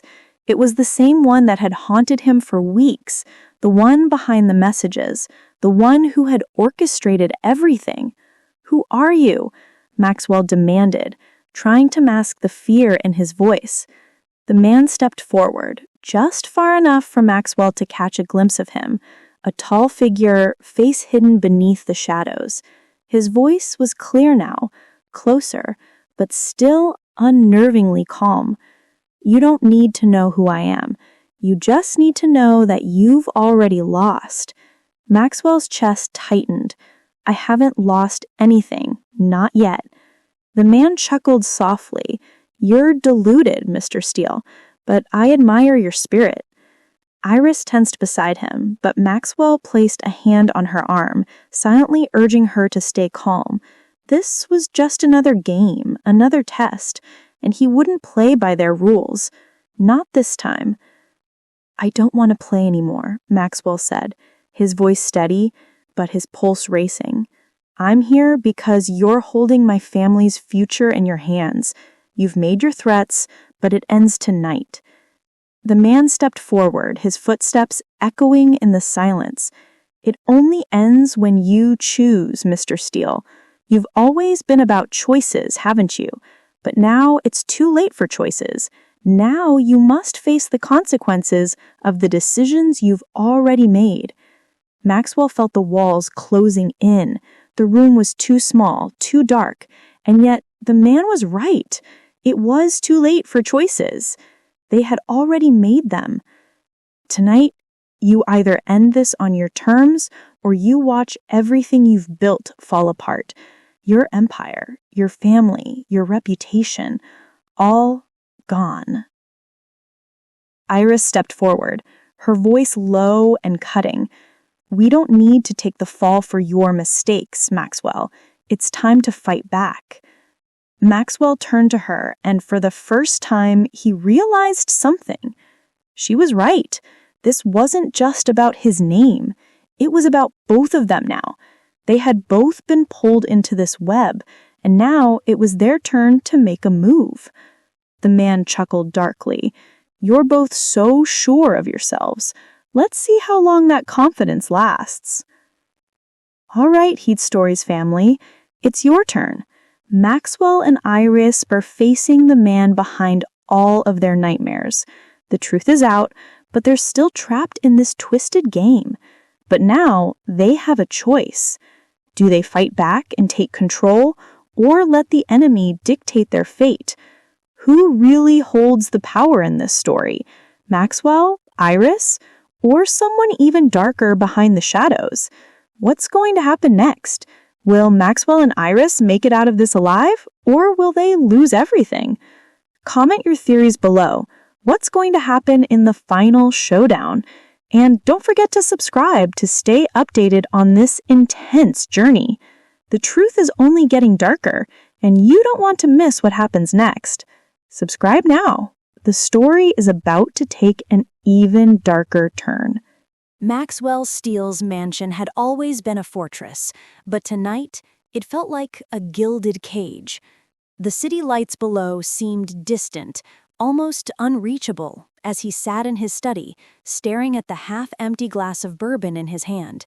He had always found comfort in the stillness of the night, but tonight was different. Tonight, everything felt wrong. The weight of the secrets, his family's history, his empire built on lies, and the web of deceit that had entangled him and Iris pressed down on him with a suffocating force. The past was never just a shadow anymore. It was standing right in front of him, demanding answers. Isabella Quinn, the maid who had been a quiet presence in his life, had become something more. She had known too much, been involved in too many things she couldn't talk about, and now everything she had hidden was about to be exposed. Maxwell glanced at the clock on the wall, 11:45 p.m., 15 minutes until the world would learn the truth, or at least part of it. The final files were sitting on his desk, ready to be published, but Maxwell couldn't bring himself to press that button. He knew once he did, there would be no turning back. Isabella had left the mansion hours ago, saying she needed time to think. Maxwell hadn't been able to shake the feeling that something was off, that she was hiding something from him. He had trusted her, more than he had trusted anyone in years. But now, he wasn't sure if that trust had been misplaced. He stood up, pacing the room, the weight of the decision pressing on him. Should he take the risk and publish the files, exposing his father's crimes and his own entanglement? Or should he wait for Isabella to return and reveal what she was hiding? The phone buzzed on the desk, cutting through the silence like a sudden crack of thunder. Maxwell hesitated, his breath catching in his throat. He picked it up, eyes narrowing as he saw the message. "You've waited too long, Maxwell. Time is up. Meet me at the old factory. Come alone. You know what's at stake." The message sent a chill through him. He had expected something like this, but now that it was real, the weight of it almost crushed him. Iris had been quiet all evening, watching Maxwell with those piercing eyes. She said quietly, "You have to go. We're out of time. They've made their move, and now you need to make yours." Maxwell glanced at her. There was a steely determination in her expression, but also something else, something softer, more vulnerable. He wasn't sure if she was ready for what was coming, or if he even was. But there was no more time for hesitation. The clock was ticking, and everything was about to change. Maxwell had never been one to be afraid of confrontation. He had spent his life fighting battles, corporate wars, public scandals, even personal demons. But nothing had prepared him for this. Nothing had prepared him for the truth he was about to face. The old factory was just outside the city, nestled between abandoned warehouses and crumbling buildings. As they approached, the streetlights flickered like dying stars. The factory loomed in the distance, its silhouette a darkened shadow against the midnight sky. The place seemed abandoned, as though time itself had forgotten it. Maxwell parked the car at the edge of the lot, the headlights cutting through the darkness. He got out, his mind racing, heart pounding in his chest. For the first time, he wasn't sure if he was walking into a trap or if this was his final chance to take control of his future.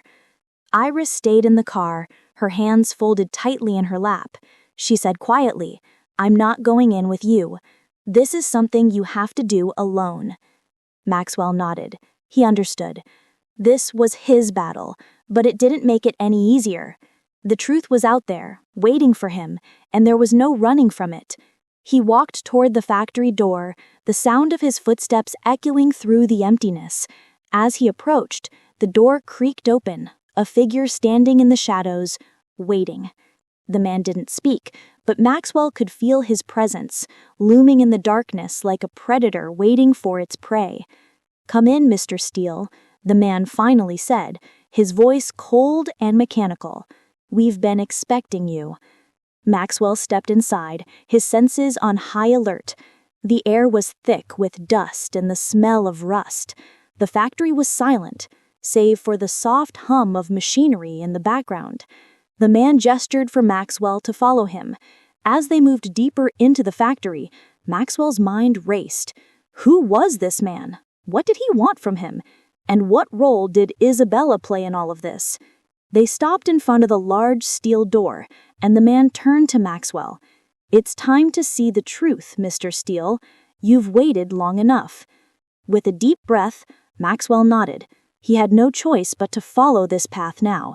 The door opened with a low screech, revealing a room filled with monitors, each showing live feeds of different parts of his mansion, his office, and the streets outside.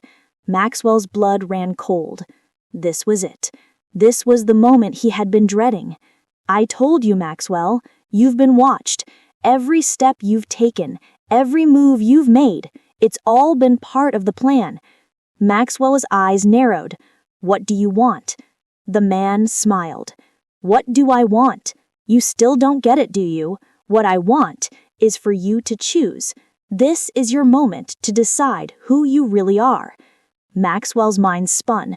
The pieces were falling into place, but the picture they created was nothing like he had imagined. The game had been rigged from the start, and now he had to make a choice, one that would change everything. Heat Stories family, let's pause right here. Maxwell is facing the truth in a way he never expected. He's at the crossroads of his own destiny, and his next move will decide everything. The man behind the scenes has been controlling his every step, every choice. But now, Maxwell has to confront the most difficult question of all.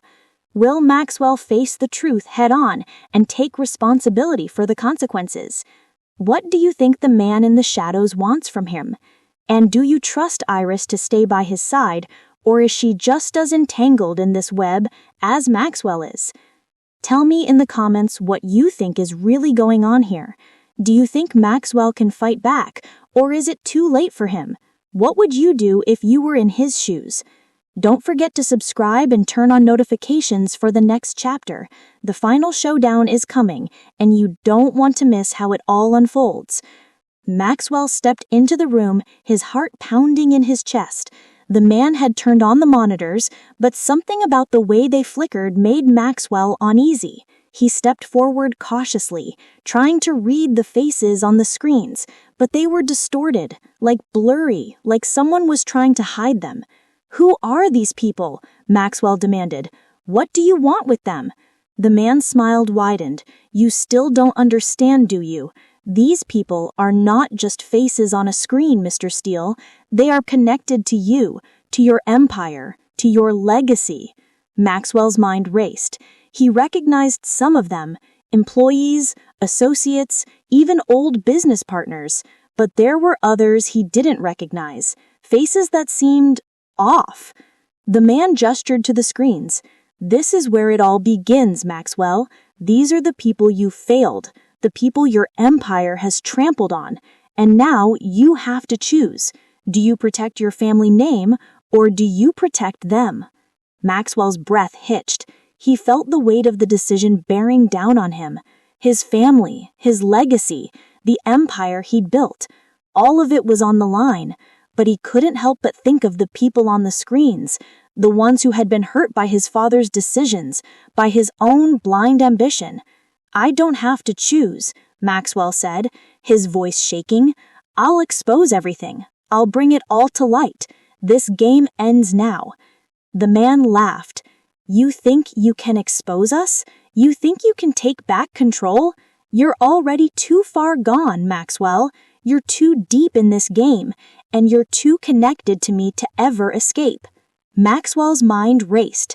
This was the moment, the turning point, the last chance to take back control, to right the wrongs that had been done. But the man was right about one thing.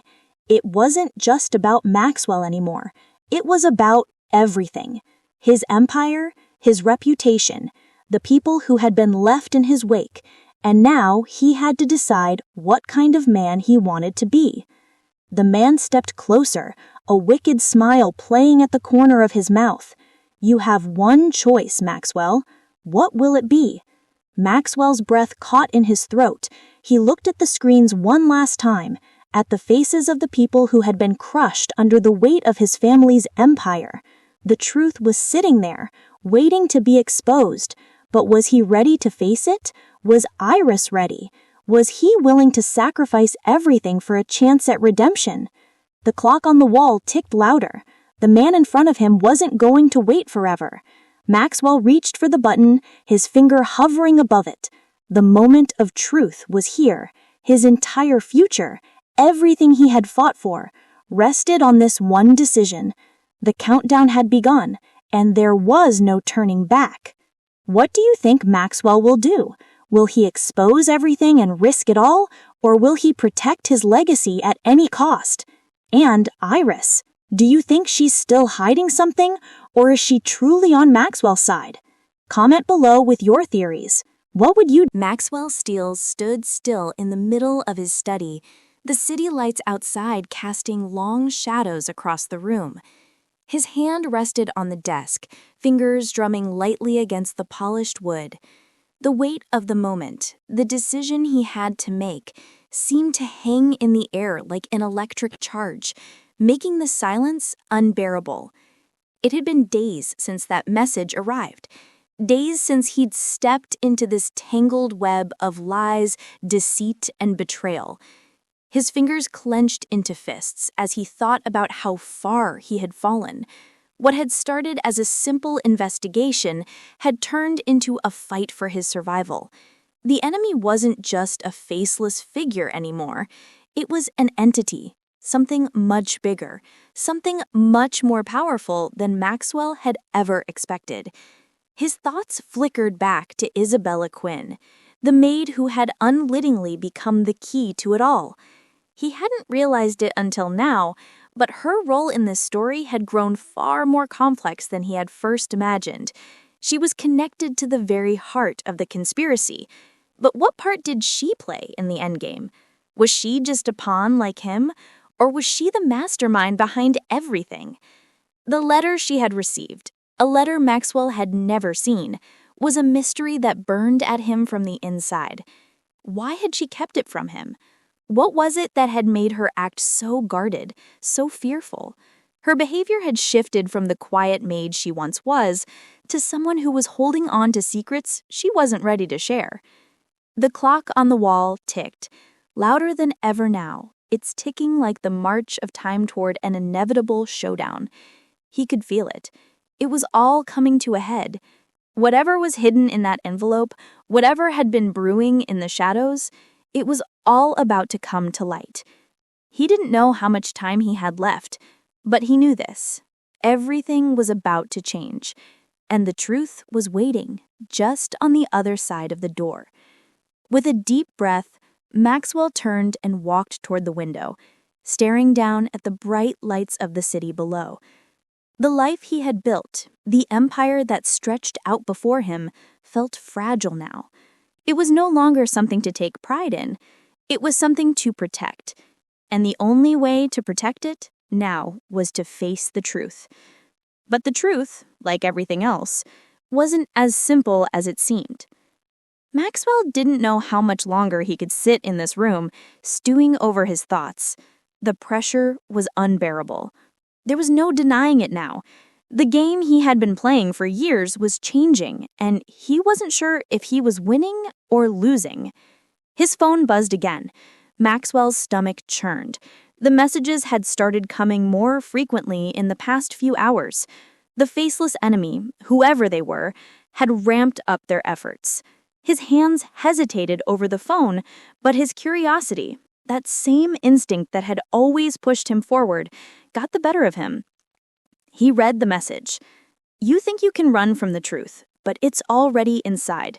Meet me at the docks. Come alone." The words hit him like a blow. This was it. The final confrontation was at hand. The time had come. But was he ready? Could he face the consequences of everything he had ignored, everything he had been too afraid to confront? Maxwell looked over at Iris, who had been sitting quietly on the couch, her face unreadable. She hadn't said much since their last conversation, but Maxwell could feel the weight of her presence in the room. She had been a part of this journey from the beginning, but now everything felt different. She was no longer just the maid who had stumbled into the wrong story. She was tied to this, their story, and she had her own choices to make. "You should stay here," Maxwell said quietly. It wasn't a suggestion, it was a command. Iris didn't flinch, but her eyes locked onto his. "Why?" she asked, her voice steady. "You think I'll be safer here? I'm not leaving you to face this alone." Maxwell clenched his jaw. "This is my fight. I'm the one who brought all this upon myself. I don't want to drag you any deeper into this mess." Iris stood up, crossing the room until she was standing right in front of him. "It's already too late for that. We're both in this, whether you like it or not, and I'm not going to let you walk into that factory alone."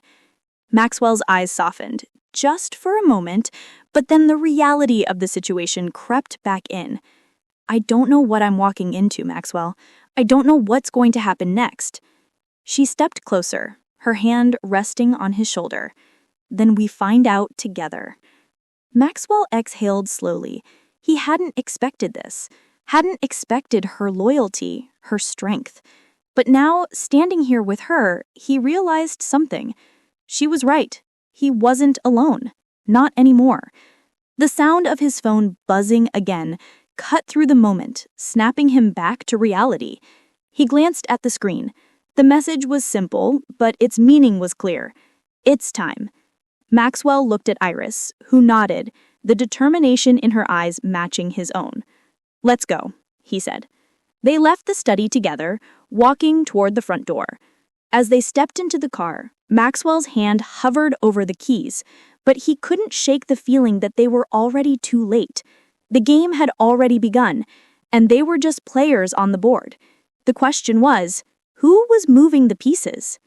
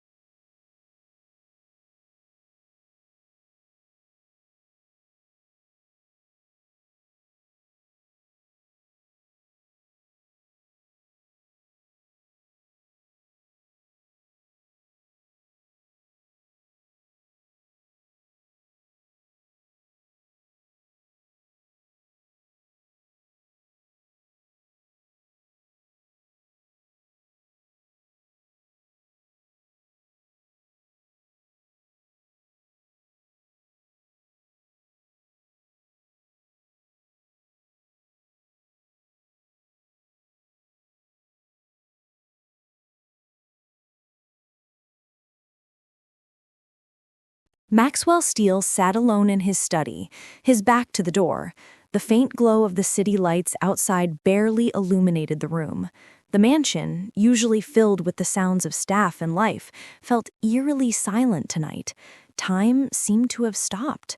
Or perhaps it was the weight of his own decisions pressing down on him, making everything else seem irrelevant. The screen of his phone flickered, reminding him of the message that had arrived earlier, the message that would change everything.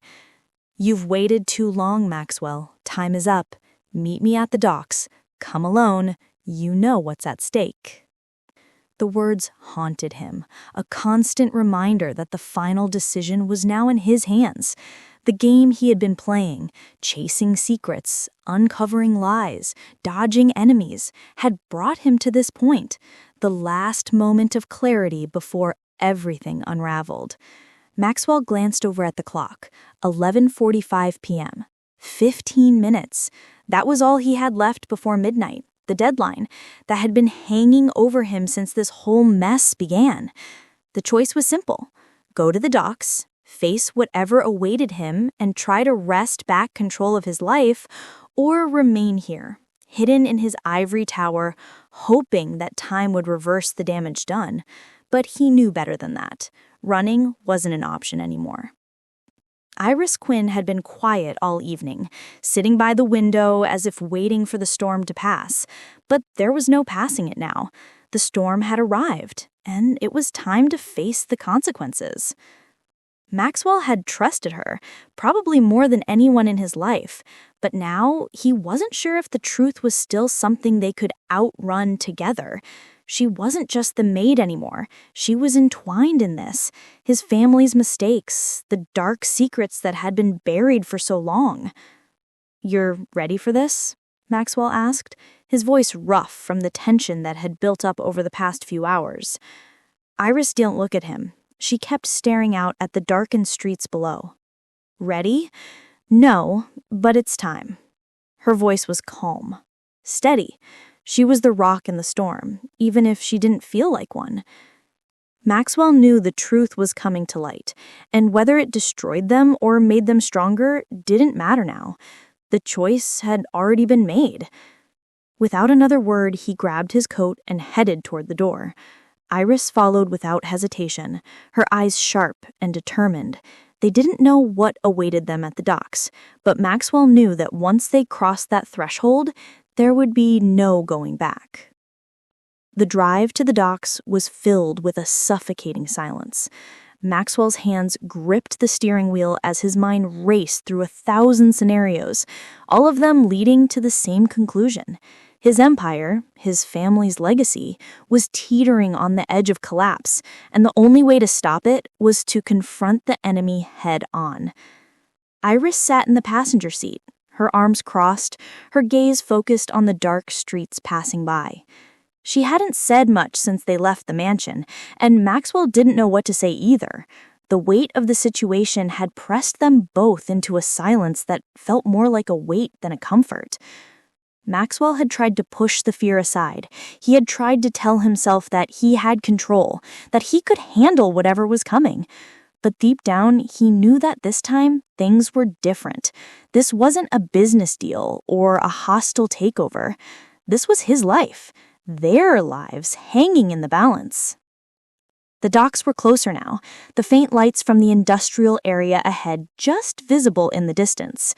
The factory was a few blocks away, a building that had once been the backbone of his family's business empire, but now it stood abandoned, a monument to his father's greed and mistakes. And soon it would be the setting for the final act. The car slowed as they turned down a narrow, dimly lit street. The buildings here were old, worn down, with broken windows and graffiti-covered walls. It was the kind of place that seemed to swallow everything around it. Memories, secrets, people. Maxwell parked the car near a rusted metal gate that led into the docks. The gates were wide open, almost inviting them in. He couldn't help but wonder if this was all part of the plan, if they were walking straight into a trap. "Stay close," Maxwell said, as they both got out of the car. Iris nodded, her eyes scanning the shadows, but she didn't say anything. She didn't have to. They both knew what was at stake. They walked toward the entrance, the sound of their footsteps echoing in the empty night. The cold air bit at their skin as they moved deeper into the shadows. The only light came from the street lamps, casting long, eerie shadows that made the place feel like a ghost town. But Maxwell knew better than to let the silence fool him. This wasn't a place for ghosts. This was the heart of something dangerous, and they were standing right in the middle of it. As they reached the entrance to the factory, Maxwell felt his stomach twist with anticipation.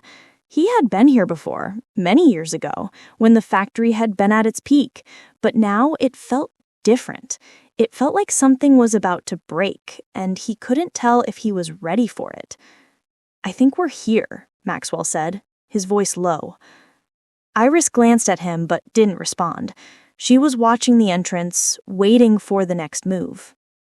They stepped inside, and the door creaked as it opened, the sound cutting through the silence like a knife.